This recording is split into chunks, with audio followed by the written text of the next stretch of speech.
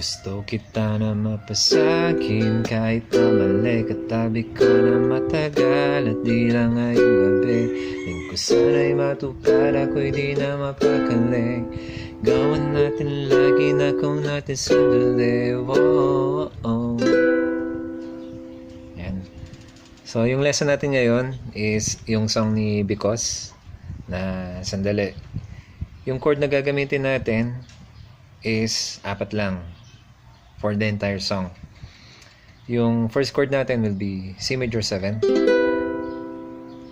and then B minor.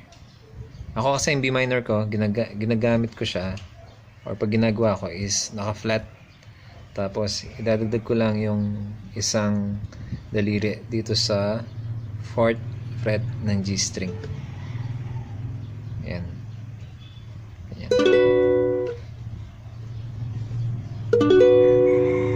Ayan, B minor, and then B flat minor. Atras lang natin siya ng isang fret. Ayan. And then A minor.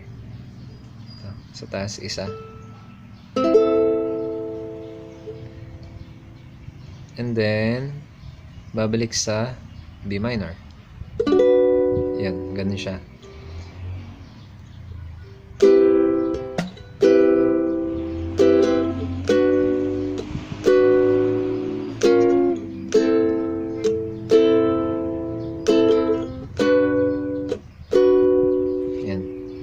Yung sa B flat minor, isang bagsak lang siya.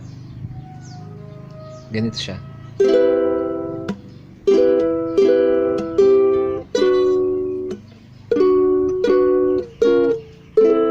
Yan.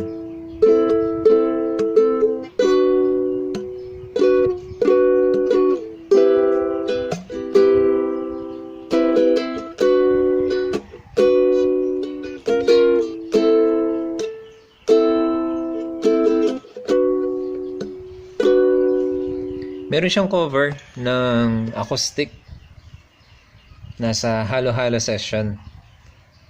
So, para mas magets nyo yung flow ng chord, kasi siya offbeat, may pagka-offbeat yung mga chords na ginagamit niya. Etong chord na ginamit ko is sinimplify ko lang siya. Kinuha ko sa C, key of C. Yung standard chord niya is E major 7. So, makikita nyo rin. Hindi ko na kinuha yun kasi mas simplified nga yung ginamit ko. Kung gusto nyo makita or gamitin yung standard chords niya, ipopost ko naman sa description below. So, yun lang. Salamat.